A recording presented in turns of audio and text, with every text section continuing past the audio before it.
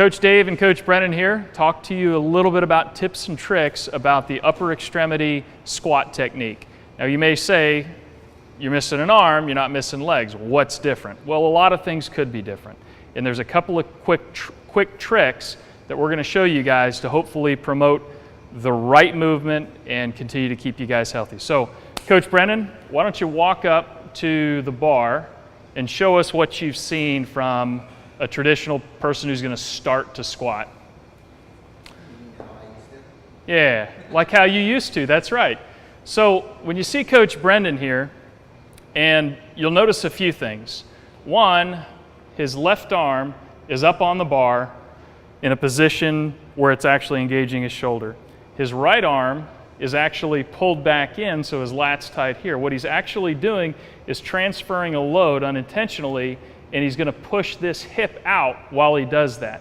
So why don't you go through a real quick squat that way.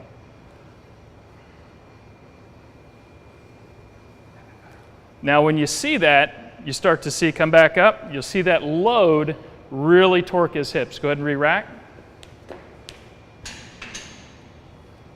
And go ahead and go to the wide grip. What we'd really like to see is this wide grip. And this wide grip does a lot of things. One, you can see his symmetry here. It also acts as a good core engagement and also as a good supplement for an overhead squat because your shoulders and everything are pushed up in it.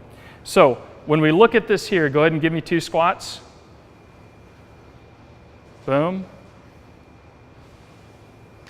And boom. Great. When I talked to Brennan a couple of years ago, go ahead and re-rack. One of the things he was talking about was this hip starting to give him some problems. When we started to work to this here, his hip began to start to close back up where it's supposed to be. If we continue to squat asymmetrically, what ends up happening is your body's a pretty incredible tool, and it'll heal itself wherever it needs to. When you start to brace yourself sideways and sideways and sideways, eventually you're going to create a weak link in your hip and you're going to start to really hurt yourself.